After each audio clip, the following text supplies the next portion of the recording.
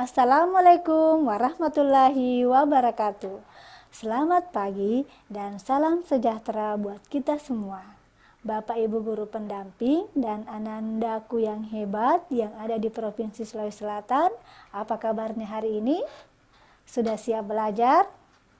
Ya, baik. Bersama Ibu Astra Ningsi, kita akan membahas tentang literasi bahasa Indonesia, materi, inti, dan tema bacaan.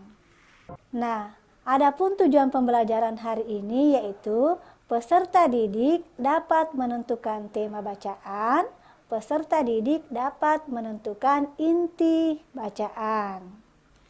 Nah, Ananda mungkin ada yang bertanya, apa itu tema bacaan? Nah, tema adalah jiwa karangan. Cara mengetahui tema bacaan atau teks berupa paragraf adalah dengan mengidentifikasi kalimat atau kalimat utama paragraf tersebut. Nah, di dalam kalimat utama terdapat ide pokok atau pikiran utama. Nah, pikiran utama tersebutlah yang menjadi tema bacaan. Nah, mungkin ada yang bertanya, apa sih bedanya antara tema dan topik? Nah, topik merupakan alat penulis untuk menyampaikan tema.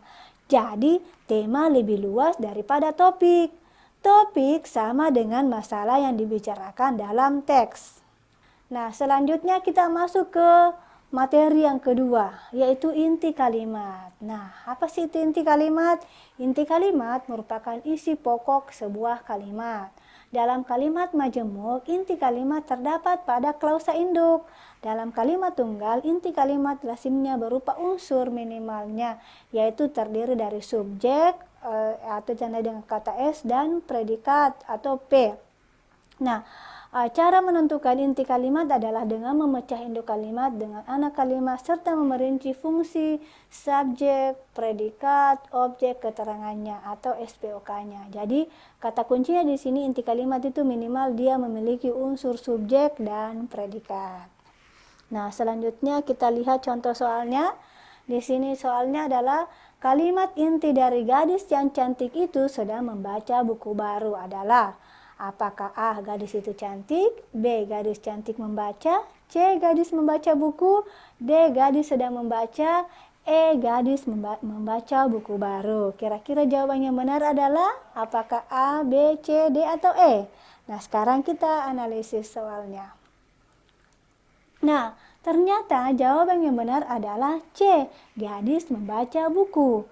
Nah, pembahasannya yaitu perhatikan pola kalimatnya. Gadis yang cantik itu adalah subjek, sedang membaca adalah predikat, buku baru adalah objek. Inti dari masing-masing unsur yaitu gadis yang cantik itu kita ambil intinya adalah gadis sedang membaca itu membaca, kemudian buku baru kita ambil buku. Nah, sekarang kita lihat di pertanyaannya di teksnya ya ini. Nah, kita analisis bersama ya, apakah jawabannya benar. Jadi ini gadis yang cantik itu adalah subjek. Ini ya, gadis yang cantik itu adalah subjek, menduduki fungsi subjek. Sedang membaca itu adalah predikat. Kemudian buku baru itu adalah objeknya ya.